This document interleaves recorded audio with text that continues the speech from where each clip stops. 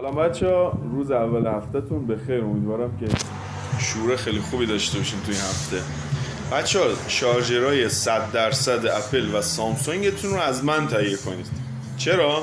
به خاطر اینکه من باز میکنم، داخلشون کیفیت‌ها رو میبینم و متناسب با کیفیتی که دارن موجود میکنم. الان 25 وات سامسونگ و 20 وات اپلیه رو موجود کردم. 6 ماه هم گارانتی داره. عرض خدمت شما و اینکه برای قیمت و اینا دل نزنید دیگه.